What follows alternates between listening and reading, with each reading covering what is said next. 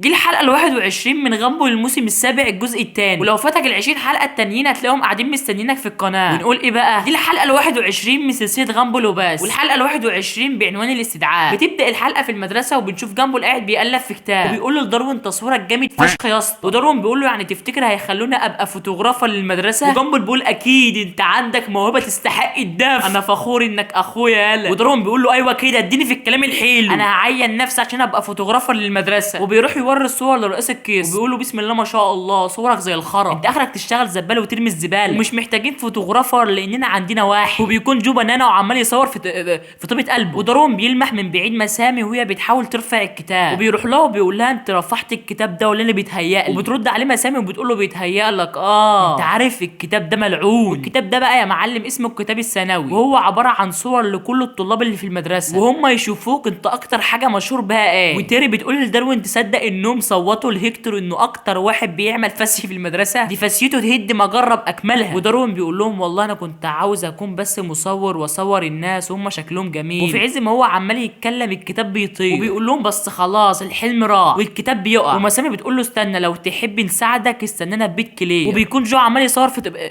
يا جماعه حد يحوش منه الكاميرا. وبنروح لبيت كلير وبيكونوا بيحاولوا يطيروا تيري. وداروين بيخش عليهم وبيقول لهم ايه ده. ومسامي بتقول له انا عارفه انك هتتصدم بس احنا استغفر الله سحرة. وداروين بيقول تمام قشطه. ومسامي بتقول له ايه ده انت مش خايف مننا؟ وداروين بيقول لها يا ستي انا اصلا بحب واحده عفريت فعادي يعني. وبيبداوا ياخدوا من كل واحد فيهم عينه علشان يعملوا استغفر الله مشروب السحر، وكل واحد بياخد له شفطه وينور. وداروين كمان بياخد له شفطه وبيبداوا يلبسوه. وبيتهموا رئيس القسم انه بيعمل فيديوهات خادشه للكرتون. كده تكون مسامي تعينت لرئيسه القسم، وبيفعصوا الجو وبيدوا الكاميرا لداروين. وبكده تعين فوتوغرافر وبيعملوا شله وبيسموها شله المتسولين، وبيطلعوا بالشكل الحلو ده. بس مسامي ما بتكونش عاجبها الحال وعاوزه تنتقم من المدرسه، وبتفضل تشرب من المشروب لحد ما بتتحول لوحش. وداروين بيقول هي اتهبلت ولا ايه؟ وكيري بتفهموا الموضوع وبتقول له السنه اللي فاتت المدرسه كلها صوتت لمسامي بانها اوحش صوره في الكتاب. وداروين بيقول انا عندي فكره. وبتكون مسامي عجنت المدرسه كلها وبتفتح الكتاب وبتخلي كل حاجه عكس الكلام، بان جيمي اكتر واحد عاش في علمه فالارض بتتفتح وبتبلعه، وان توبايس اكتر واحد بيجري في المدرسه وبيفتح سبرنت وبيفضل يضرب نفسه، وان جامبول اكتر واحد ملوش لازمه في المدرسه وبيتحول وبيفضل زي ما هو. وداروين والشله المتسوله بيجوا بيفضلوا يعملوا سحر، وبيقدر داروين انه يغير الصوره بتاعت مسامي وبيخليها لها حلو، وبترجع مسامي زي ما هي وبتتاسف لهم وبترجع الكتاب، وجيمي بيرجع للعالم وتوبايس بيرجع زي ما هو، وجامبول ما بيحصلوش حاجه وبيقول لهم تقصدوا ايه يا اولاد؟ وبيجي شله السرسجيه وبيقولوا داروين مش ناوي تبقى معانا. وداروين بيقول لهم يلا بينا يا جماعه، اللي يعرف الشخصيه دي من اي كرتون يبقى ختم اللعب. وجامبول بيكون قاعد شبههم وبيقول لهم المتسول الرابع فين. دي الحلقه ال22 من سلسله غامبول وباس، والحلقه ال22 بعنوان الغاء المتابعه. بتبدا الحلقه في البيت وبنشوف داروين عمال بيقلب في التلفزيون على اي فيلم يسمعه، وجامبول بيقول له شفنا الفيلم ده شفناه. وداروين بيقول له طب في حاجه كده احنا بقالنا كتير ما شفناهاش. جامبول بيقول له الحلقه التامنه من سلاحف النينجا. وداروين بيقول له يا لطخ البنت ساره. واول لما جامبول بيسمع اسمها بيقول انا كده عرفت، تصدق قالها عدى وقت كتير من اخر مره كانت واقفه فيها في الشباك، او لما لحست قفانا. وداروين بيقول له تصدق قفاها ما فيهوش ميه. وجامبول بيقول ثانيه كده وبيفتح حسابه اللي على الانستا وما بيلاقيش اي لايكات خالص على اي صوره، وبيخش على قائمه المتابعين بيلاقي ساره ما عادتش متابعاه، وبيقولوا كلمه كده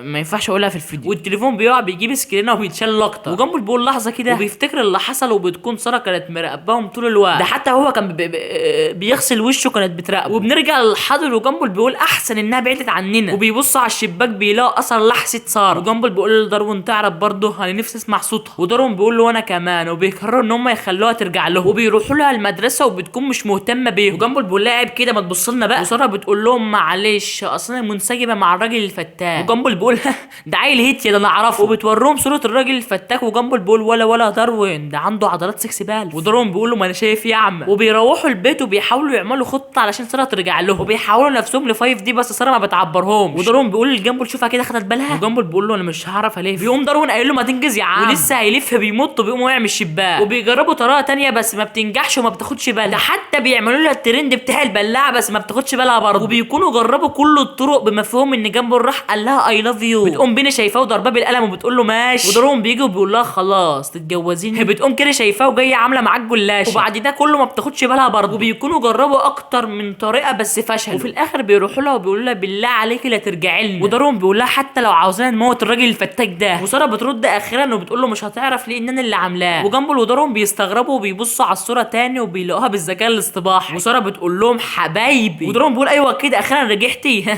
ده احنا هنشوف الواد. وبتبدا تجري وراهم في كل مكان وفي الاخر بتقفشه. وجامبل بيقول لها من الاخر كده عايزه ايه، وبتقول له اسالكم شويه اسئله. وجامبل ودارون بيصوتوا وبتقول لهم لو تحبوا تكونوا حيوان هتكونوا ايه؟ مستني اجاباتكم في التعليقات. وفي الاخر جامبل بينشر صوره على الانستا وبيلاقي في لايك واحد جاله اخيرا من ساره. ودارون بيقول له اول مره تتفاعل مع الصوره بسرعه كده، كاتبه لينا ازيكم، هنرد عليها ولا ايه؟ وجامبل بيقول له خليك متكبر كده شويه يا عيل.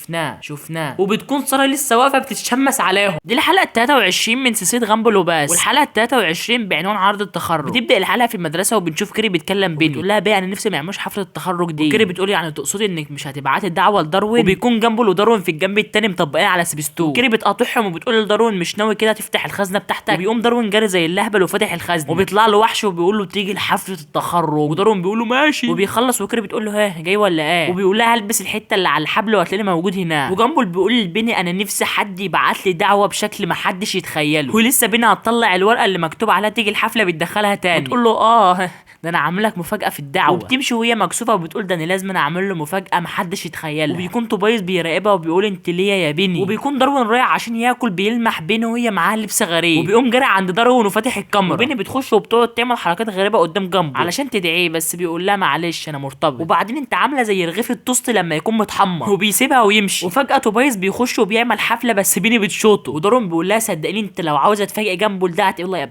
هتعملي حاجات مش في مخيله العالم كله. وبيني بتقول تمام. وبتقوم رايحه مفجره المدرسه. وساعتها كان بيكون جنبه في الحمام وما بيكونش شاف حاجه. وبتكون بينا عملت كل الطرق بس في الاخر بتفشل. ودارون بيقول لها عملت ايه؟ وبتقول له بينما كنا قاعدين مع بعض ولسه هوري له الدعوه بتيجي طياره وبيكون مكتوب فيها رساله دعوه. وساعتها جنبه افتكر ان انا اللي عامله الدعوه اللي على الطياره دي بس بيطلع ان توبايس كان مأجر طياره علشان يعمل لي الدعوه لي يعني. وساعتها جنبه اللي اتشل ولا مش عارف ايه اللي حصل. ودارون بيقول لها لو عايزه تدعيه لازم تعملي حاجه مجنونه، لازم تعملي حاجه هطله كده. وبيني بتقول مجنونه وبتضحك. وبيكون جامبل بيشوف شرابه في الخزنه بيلاقي حد بينادي عليه في الميكروفون وبيقول مستر جامبل يجي على الملعب الرئيسي بسرعه. وبيقلب تاني الانمي وبيقول شكلها هتلعب دلوقتي وبيني هتعمل لي الدعوه. وبيروح الملعب بيلاقي بيني بتتشكل مع الراجل ده علشان كانت مأجره من 7 ل 8 هو حسب لها ساعه الا ربع بس. وبتضربه وبينادي على اصحابه وبيفعصوه. وجامبل بيبقى واقف شايف اللي بيحصل وما بيبقاش عارف يعمل ايه. ودارون بيقول حد ينادي الاسعاف. والاسعاف بتيجي وبتدوسها وما بتركنش حلو وبترجع وبتدوسها تاني. وجامبل بيتشل ومش عارف ايه اللي بيحصل له ده. وبيقوم عمود النور واقع عليها فشل. وجامبل يعني بيجي له الحاله وبيكون مبسوط على الاخر. والدكتور بيجي وبيقول احسب يا ابني الفولت على الحاله ماتت. وجامبل بيكون جاله شلل رباعي النواه. ودارون بيقول له شوف اسمع بين كل ده كانت عايزه تعمل لك دعوه بس انت اللي دماغك وسخه وما بتفهمش. وبيغطوها وبتطلع تاني من فوق الناس ملكه. وجامبل بيقول هرجع وبيرجع فعلا. وبيني بتقول ادعوك تيجي معايا الحفله يا توبايس. وجامبل ساعتها بيتعضم وبيغمى عليه وبيروح المستشفى وبيعملوا له عمليه تجميل وبيطلع زي القمر المشرق. دي الحلقه ال 24 من سلسله غامبل وباس، والحلقه ال 24 بعنوان البو. بتبدا الحلقه وبنشوف نيكول راجعه من الشغل تعبان وبتلاقي داروين قاعد عمال يصمم في لعبه وبتشوف المستقبل قدامها لما يكون داروين مهندس معماري قد الدنيا ويجي يقول لها شكرا يا ماما على كل حاجه عملتها علشان خاطري. وبيروح الشغل بالعربيه تسلا وبترجع تاني وبتبص على انايس بتلاقيها بتشتغل في المختبر. وبتشوف المستقبل بتلاقي انايس عادت رائده فضاء. وبترجع تاني وبتبص على جنبه بتلاقي قاعد بالشرطه على الكنبه وبيقول لها انت ياما ما تجيبي كده شويه ميه اصل عطشان وهاتيلي الاختبار احله من على شات GPT. وبتشوف المستقبل بتلاقي قاعد زي ما هو بيقول لها ياما لسه برضك ما جبتش شويه الميه. ونيكول بتقول يا نهار اسود وبتقرر انها تظبطه. وبتروح تسال داروين عليه وبيقول لها تلاقيه متلقح فوق وبتقول تمام علشان انا جبت له حاجه كده. وبتبقى جابت له بو. وريتشارد بيقول انبوب الذهب لا تلسكوب لا برضه. ونيكول بتقطعه وبتقول بعد بحث عميق اكتشفت ان العزف بيعلي التحفيز وبيطور ذكاء الطفل العادي. وانايس بتقول لها انت فاكره ان ابنك طفل عادي. وبيقوم داخل عليهم جنبه وبيقول ماما الكرسي ده انا زهقت منه. ونيكول بتشيل الكرسي وبتقول له ولا انا حاساك انك هتبقى حاجه عاليه. وجنبه بيقول لها عندك حق حاساك يلا هتبقى عازف. وبتوري له البو. وجنبه بيقول لها تمام هجربه عشانك بس. وبياخده وبيعزف وعيلته بتنبهر بجمال عزف. وبيخلص ونيكول بتقول له حلو. وجنبه بيقول لهم ايه رايكم؟ كلهم بيقولوا بتقوم نيكول مديهم البصه بيقولوا وجنبه بيقول والله كنت عارف، وبيبدا يتعلم وامه بتشجعه، ما القط في عين امه غزاه. وبيبقى داروين وانايس جابوا اخرهم وبيروحوا لجامبل ولسه يقولوا ان عزف خربت، ام نيكول مسكتهم بالبسكوت بس بيخلص وبيقولوا انت عزفك وجامبل بيقول والله كنت عارف، بس ده يعني ما يمنعش انكم حاسين بالغيره مني عشان انا احلى عازف في العالم. وبيبقى خلاص اتشلوا. وفي اليوم التاني نيكول بترجع من الشغل بتشوف العكس بقى. يا ترى ايه؟ داروين وانايس هم اللي قاعدين على الكنبه، ونيكول بتشوف المستقبل بتلاقيهم لسه قاعدين على الكنبه، بس جامبل بقى عازف مشهور والدنيا بقت لعبه معاه وجاب مركب واتجوز البت دي. وبترجع وبتقرر انها تصحح غلطها، وبتطلع الاوضه بتلاقي عامله اوضه موسيقى، وبتساله جاب الفلوس دي منين، وبيقول لها والله ياما نهار انما ايه بعت في الشقه وجبت الراجل ده شغال معاه 24 ساعه. وبتقول له بس يعني ممكن تسيب البوك ده وتاخد لك استراحه شويه. وجامبل بيقول لها لا يا نيكول سقطت من نظري، بس يعني ما كنتش مهتم بدعمي وهسمع العالم كله دلوقتي عزف. ونيكول بتقول يا نهار اسود ده كده الكوكب هيقع. وبيقول لها كوكب ايه ياما ده عرض في المدرسه. ونيكول بتقرر انها ما تشجعهوش وبتاخد العيله كلها وبتروح المدرسه. وجامبل بيطلع على المسرح وبيقول يلا جاهزين له قصد العزف، وبيقوم مدي واحده كلهم بيسمعوا المزاريطه. ونيكول بتقول ايوه كده نجحت الخطه. وجامبل بيخلص وكلهم بيقولوا هو خلص، سقفوا عشان ما عادش يعزف تاني. كلهم بيسقفوا. ونيكول بتقول كلمه كده ما ينفعش اقولها وبتقول اسكتوا ده انتوا كده وجامبل بيقول خلاص انا قررت بعد عزف فوق ال 300 سنه ان اعتزل، انا اسف واعذروني. وبيمشي والعيله بتفرح والمدير بياخد البوك وبيحرقه. وبنروح البيت بنلاقي جامبل قاعد بالشورت تاني على الكنبه وبيقول فين الميه بقى. دي الحلقه ال 25 من سلسله جامبل وبس، والحلقه ال 25 بعنوان الاندماج. بتبدا الحلقه في المدرسه وبنشوف الشورت ده بيعلم فصل انايس ازاي لو حد ربطهم بسلاسل يقدروا يفكوها. والمكبس بتاع السلسله بيعلق وبيقول حد يجي يفك البتاع ده. وبتقوم نيكول داخله ومستهزئه بالشرطي، وبتطلع تقعد بره وبتستهزأ برضه في اللي قاعدين. وميس سيمون بتطلع تقول لها يلا دور الجه واهدي كده ما تتعصبيش. ونيكول بتقول لها اتعصب ما انا هاديه اهو. وبتخش الفصل وبتقعد تغني وبتعمل حركات انما قال بهلواني يكسل يعملها. فبتقوم انايس فاصله الاغاني وقايله لها خلاص بقى انت احرجتني قدام زمايلي كلهم بالله عليك اسكتي. فبتقوم نيكول قايله لها ماشي براحتك، وبتدخل تعيط في الحمام. وبتسمع حد كمان بيعيط معاها وبتطلع يوكي وبتقول لها عرض التقديم بتاعك ما عجبش بنتك صح. ونيكول بتقول لها ايوه زي ما هو ما عجبش اللي انت عملتيه مع بنتك كده. وبيقوموا متحولين على بعض بس مره واحده بيهدوا وبيقولوا بناتنا بيكرهونا. وفجاه بيفتكروا كلام المعلم بتاعهم سينسي انهم قبل ما يتخانقوا مع بعض كانوا قوه واحده مندمجه في شخص واحد، وبيقرروا انهم يرجعوا ايام زمان وبيتحدوا بالراس زي انمي كده مشهور خدت بالك. وانايس بتروح تسال مسامي عن مامتها بس مسامي بتقول لها بعد التقديم الفاشل بتاعهم هما الاثنين مش عارفه راحوا فين. وفجاه بيظهر النوكو شيدا هو ده على فكره اسمهم، وبيقولوا احنا هنثبت قوتنا للعالم. بس بيكون انايس ومسامي مش طايقين حتى نفسهم، وبدل ما يظبطوا الوضع بيفشلوا اكتر. وفي الاخر انايس بتجيب اخرها وبتقول خلاص بقى. ونيكو شيدا يا جماعه بالله عليكم نغير الاسم ده هسميه مثلا كل شيدا بدل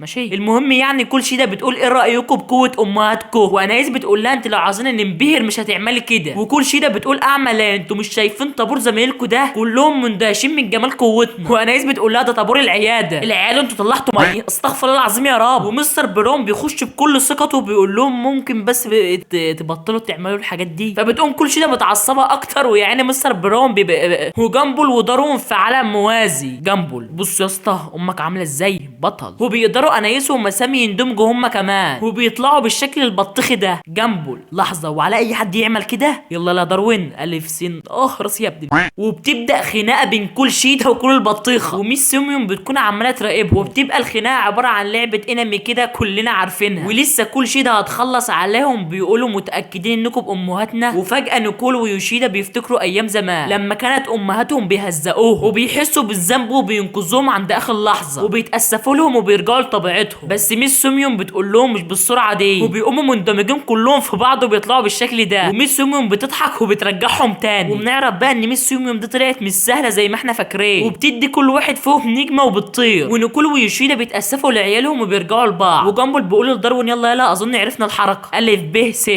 اطلع مراسي يا ابن وبس كده. ده كان اول 5 حلقات من كرتون جامبل الموسم السابع الجزء الثاني. ولو عجبك الفيديو ما تنساش اللايك والاشتراك ها. وانتظرونا بقى في الحلقات الجايه ونقول ايه بقى سلام.